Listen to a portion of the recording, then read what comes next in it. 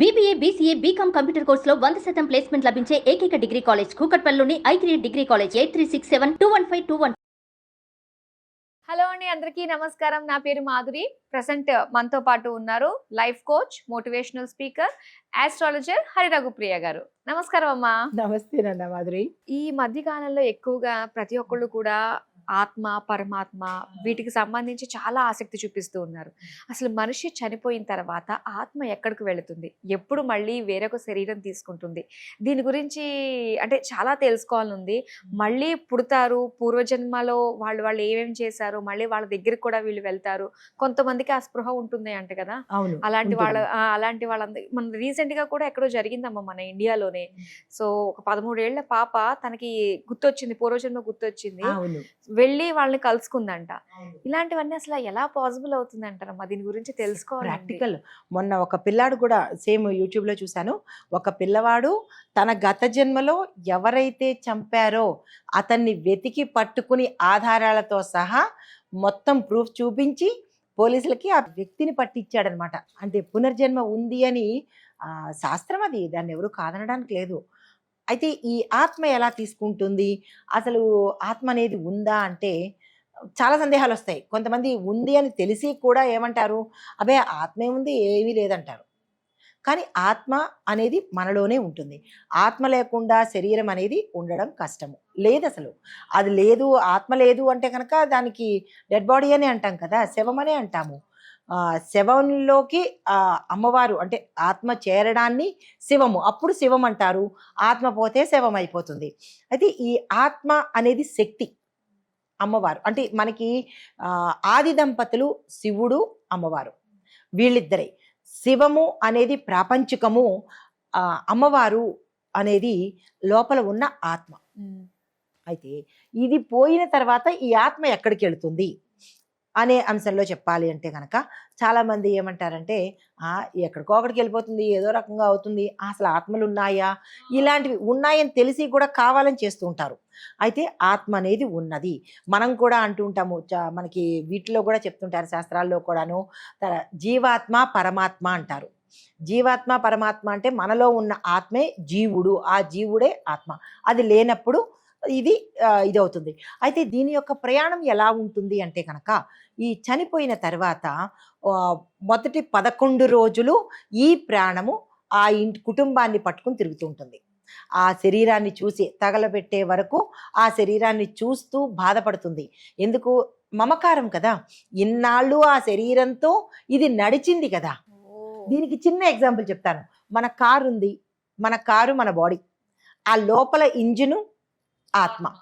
అయితే ఇంజన్ పాడైపోయిన తర్వాత ఇంకది పనికిరాదండి, మీరు షెడ్కి వేసేయాలండి అని మన కారు గురించి మెకానిక్ చెప్పిన తర్వాత ఇక ఆ ఇంజిన్ ఎందుకు పనికిరాదు, మీరు ఇక్కడ వదిలేయండి, మేము వదిలేస్తాము, బఠానీలకి ఇచ్చేస్తాము అన్నప్పుడు ఆ కారుని వదిలి వచ్చేటప్పుడు మనకి ఎలా ఫీల్ అవుతాం? అవునా?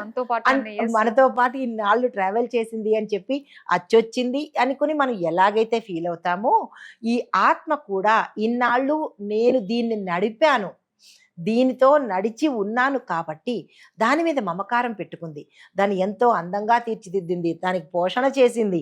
ఇవన్నీ చేసిన తర్వాత ఒక్కసారి వదిలేయాలంటే బాధపడుతూ ఏం చేస్తుంటే అక్కడక్కడే తిరుగుతూ ఉంటుంది, వాళ్ళ కుటుంబీకుల చుట్టే తిరుగుతూ ఉంటుంది.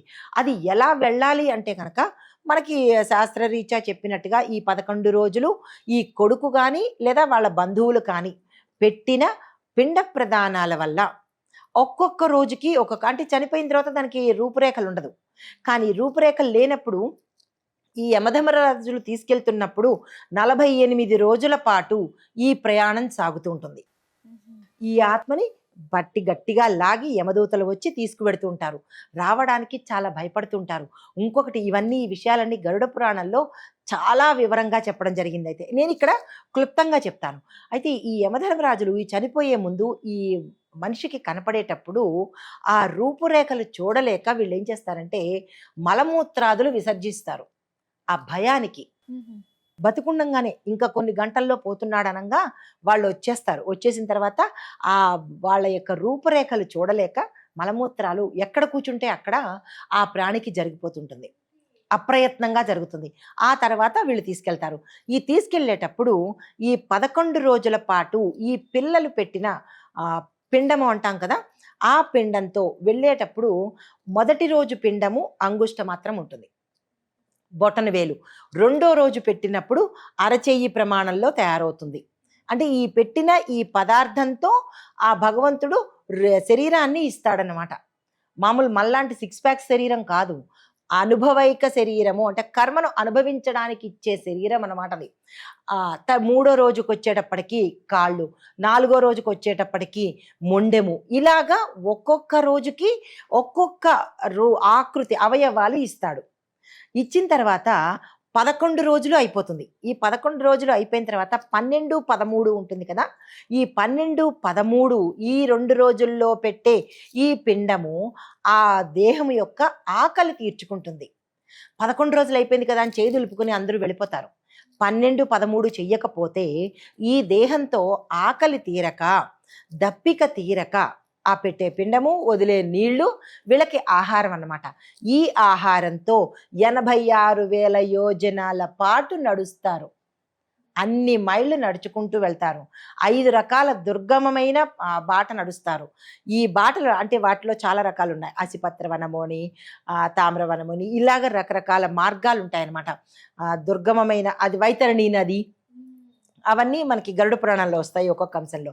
అయితే ఇవన్నీ తీసుకెళ్ళేటప్పుడు ఈ యమధర్మరాజులు ఏం చేస్తారంటే ఇనప తాళ్లతో ఒక్కొక్క అడుగు వేస్తుంటే ఆ అడుగుకి సంబంధించినట్టు వీళ్ళు చేసిన కర్మల్ని గుర్తు చేస్తూ ఉంటారు.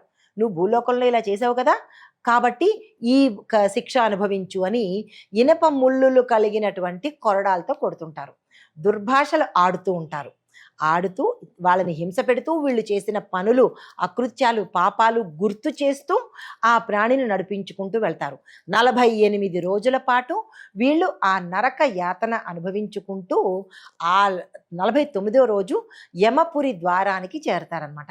అక్కడ యమధర్మరాజు ఏం చేస్తాడు, ఒక్కొక్కళ్ళని ప్రవేశపెడుతూ ఈ చిత్రగుప్తుడు రాసినటువంటి పాపపుణ్యాల లిస్టుని తీసి వాళ్ళ చేతే అడిగిస్తాట. ఎందుకు అంటే నువ్వు ఏం పని చేస్తే ఇక్కడికి వచ్చావు అంటే, పాపం చేస్తే నరకం అని తెలుసు, పుణ్యం చేస్తే స్వర్గం అని అందరికీ తెలుసు కదా. అయితే మరి నరకలోకంలోకి ఎందుకు వచ్చావు అంటే, వాళ్ళ ముందు మన హెచ్డిలో చూపిస్తుంటాడు, 3D సినిమా చూపిస్తాడు. ఇవి నువ్వు చేసావు కదా అని చూపిస్తాడు. అప్పుడు ఆ ప్రాణి చాలా రోధిస్తుంది. అరే, నేను బతికి ఉండంగా చేసి ఉంటే ఎంత బాగుండేది, ఎవరు చెప్పినా నేను వినకపోతిని, నా తల్లిదండ్రులు చెప్పినా నేను వినలేదు, గురువులు చెప్పినా వినలేదు, పెడచెవిని పెట్టాను, కాబట్టి ఇప్పుడు వస్తున్నాను అని తలదించుకుని యమధర్మరాజు ముందు ఈ ప్రాణి నిలబడుతుంది అనమాట. అంటే ఈ 12 రోజులతో పాటు ఏర్పడిన యాతనా శరీరము అంటారు దాన్ని. ఆ శరీరంతో నిలబడుతుంది. అయితే చిత్రగుప్తుడు ఎక్కడుండి రాస్తాడు, అక్కడెక్కడో ఉండి రాయడం కాదు, మన వీపుకే చిత్రగుప్తుడు ఉంటాడు. చిత్రగుప్తుడికి ఆలయాలు కూడా చాలా తక్కువ, ఆయనకు అక్కర్లేదు కూడా. ప్రతి మనిషి యొక్క వీపుకే చిత్రగుప్తుడు ఉంటాడు. ప్రతిరోజు మనం చేసిన పాపపుణ్యాలను రాత్రికి రాత్రి మన కనుపాపలు లిస్ట్ ఇచ్చేస్తాయట, సీసీ కెమెరాల్లాగా. అప్పుడు ఆయన ఆ రోజే రాసేసుకుంటూ ఉంటాడు. రాసేసుకుని ఈ చిట్టాలని తీసుకెళ్ళి అక్కడ యమధర్మరాజు ముందు పెడితే అప్పుడు ఆయన మనకి చక్కగా 3D సినిమా చూపించి దానిలో నువ్వు ఈ పాపాలు చేసావు కాబట్టి నీకు ఈ శిక్షలు అని చెప్పి ఆ యాతన శరీరంతో యాతనలు అనుభవిస్తూ ఆ ఆత్మను పరిసమాప్తం చేస్తాడు. పుణ్యం చేస్తే అంటే శాతం ఉంటుందిగా, పుణ్యం ఇంత పాపం ఇంత అని. ఆ పాప శాతం అంతా అనుభవించిన తర్వాత లాస్ట్లో స్వర్గానికి తీసుకెళ్లడము, గోలోకానికి తీసుకెళ్లడమా, ఇక్కడ దాన ధర్మాలు చేసినట్టయితే గోలోకానికి, మోక్షం పొందే శరీరం మాత్రమే పుణ్యలోకాలకి వెళ్తుంది, స్వర్గలోకానికి వెళ్తుంది అనమాట. అయితే అక్కడికి స్వర్గలోకానికి వెళ్ళిన తర్వాత తిరిగి మళ్ళా భూలోకానికి రావాల్సిందే. అది 84 లక్షల యోనుల్లో పుడతాము. యోనులు అంటే గర్భంలో పుడతామన్నమాట. 84 3 రకాలుగా విభజించారు. అండజాలు, స్వేదజాలు, బుద్భుదాలు, తర్వాత పిండాలు. అంటే పక్షులకు పుట్టే 21 రకాల పక్షులకు పుడతారు. తర్వాత 21 అంటే 84ని డివైడెడ్ బై 4 చేస్తే 21 జన్మలు పక్షితోనూ, 21 జన్మలు నీటిలో పుట్టేది, 21 జన్మలు వేరే 4 కాళ్ళ జంతువులుగాను, 21 జన్మలు మనిషి రూపుగాను, ఇన్ని దాటుకుంటూ ఈ యాతనా శరీరము పునర్జన్మ తీసుకుంటుంది అనమాట. పునర్జన్మ తథ్యము. ఇంకొక చిత్రమైన విషయం తెలుసా, ఇక్కడ మనకి భగవంతుడు లాస్ట్లో అన్నీ అయిపోయిన తర్వాత, శిక్షలన్నీ అయిపోయిన తర్వాత నీకు ఎలాంటి జన్మ కావాలి ఆ బ్యాలెన్స్ ఉంటుంది కదా. ఇప్పుడు మన మార్కులను బట్టే కదా ఫస్ట్ క్లాస్కి వెళ్తావా, థర్డ్ క్లాస్కి వెళ్తావా, లేదా డిమోట్గా మళ్ళీ ఫస్ట్లోనే ఉండిపోతావా అనేది టీచర్ ఎలా నిర్ణయిస్తుందో, అప్పుడు ఈ స్టూడెంట్ ఏమంటాడు, నాకు పలానా మేడం అంటే ఇష్టము, ఆ క్లాస్లో వెయ్యండి అంటాడు, స్మార్ట్ స్టూడెంట్ అయితే. అలాగే ఇక్కడ కూడా ఈ జీవి అంటాడు, నాకు పలానా వాళ్ళు తల్లిదండ్రులుగా కావాలి, పలానా వాళ్ళు నాకు భర్తగా కావాలి అని, భార్య అయితే భార్య, భర్త అయితే భార్య కావాలి అని కోరుకుంటాడంట. ఆ దేవుడు ఏది ఇవ్వడు, ఆయన కేవలము నిమిత్త మాత్రుడే. మన కష్టానికి కానీ, మన సుఖానికి కానీ, మనకు వచ్చిన అన్నదమ్ములు కానీ, అక్క చెల్లెళ్ళు కానీ, లేదా మనం అనుభవించే ఏ ప్రతిచర్య భగవంతుడు ఇచ్చింది కాదు. నువ్వు 5 రూపాయలు ఇచ్చి 5 రూపాయల చాక్లెట్ ఇవ్వమంటే షాప్ వాడు 5 రూపాయల చాక్లెటే ఇస్తాడు, 10 రూపాయల చాక్లెట్ ఇవ్వడుగా, వాడికేం పోయింది. అలాగే మనం కూడా మనం ఏదైతే కోరుకుంటామో దాన్నే తెచ్చుకుంటామన్నమాట. అలా తెచ్చుకున్నవే తల్లిదండ్రుల బంధాలు కానీ, లేదా అక్క చెల్లెళ్ళు. పరమ శత్రువులు అక్క చెల్లెళ్ళు అన్నదమ్ములుగా ఉంటారట. ఆ శత్రుత్వం తీర్చుకోవాలిగా. ఎలా తీర్చుకోవాలి? బయట వాళ్ళైతే మళ్ళా ఇబ్బంది, మనమే ఎంచుకుంటాము. నాకు ఈ శత్రుత్వం ఉండిపోయింది, నీకు ఎవరు అక్కగా కావాలి, ఎవరు అన్నగా కావాలి సెలెక్ట్ చేసుకో అంటే, ఆ శత్రుత్వం ఎంతవరకు ఉంటుందో అంతవరకు పలానావాడు నాకు అన్నదమ్ముడుగా కావాలి, లేదా పలానావాడు నాకు అక్కగా కావాలి అని మనమే అన్నీ డిసైడ్ చేసుకుని అక్కడ అగ్రిమెంట్ మీద సంతకం పెట్టాకే మనం కిందకు వస్తామన్నమాట. ఇంత జరుగుతుంది. భగవంతుడు ఏది ఇవ్వడు, ఆఖరి పేజీ మనమే రాసుకోవడానికి వదిలేస్తాడు. దాన్ని మనము ఎలా రాసుకుంటే ఆ బుక్ మొత్తం క్లోజ్ అవుతుంది. లాస్ట్లో మనం ప్రతిదీ ప్రాక్టికల్ అమ్మా. మనకి ఆధ్యాత్మికం ఎంతో, లౌకికానికి కూడా చాలా రిలేషన్స్ ఉంటాయి. ఒక వ్యక్తి పుస్తకం ముక్క పరిచయమని రాస్తాడా, అది మనం చేసుకున్న, భగవంతుడు ఇచ్చిన, రాసుకున్న అగ్రిమెంట్. అయితే లాస్ట్ పేజీకి వచ్చేటప్పటికి ఆయనకు సంబంధం లేదు, క్లైమాక్స్ ఎలా ఇవ్వాలని రచయితే రాస్తాడుగా. అలాగే మన క్లైమాక్స్ కూడా మనమే రాసుకొని సమాప్తము అని ఆఖరి పేజీ పెట్టుకుని బుక్ మూసేస్తాము. ఇక్కడ కూడా సేమ్ అలాగే జరుగుతుంది అనమాట. సో దీనికి భగవంతుడు నాకు ఇన్ని కష్టాలు ఇచ్చేశాడు, భగవంతుడు నన్ను ఇబ్బంది పెట్టేస్తున్నాడు అనుకోవడానికి మనకి రైట్ లేదు. మనం అదే కోరుకున్నాం, అదే వచ్చింది. నువ్వు షాపుకి వెళ్ళి పట్టు చీర కొనుక్కుంటే పట్టు చీర వస్తుంది, లేదా నా స్థాయి ఇంతే, కాటన్ చీర అంటే కాటన్ చీర ఇస్తాడు షాపింగ్ మాల్ వాడు. ఎక్స్ట్రా తీసుకెళ్ళమ్మా అని ఇవ్వడుగా. నిజంగా అసలు గరుడ పురాణం గురించి తెలుసుకోవాలంటే మనకి ఒక సింపుల్ సరిపోదు, అసలు కొన్ని రోజులు కూర్చోవాల్సి వస్తుందేమో. దాని 279 మొదటి స్కందము, ఉత్తర పీఠిక, ప్రథమ పీఠిక అని 2 ఉంటాయి, దక్షిణ పీఠిక అని. అంటే మొదటి దానిలో 279 అధ్యాయాలు ఉంటాయి, తరువాత 79 అధ్యాయాలు ఉంటాయి.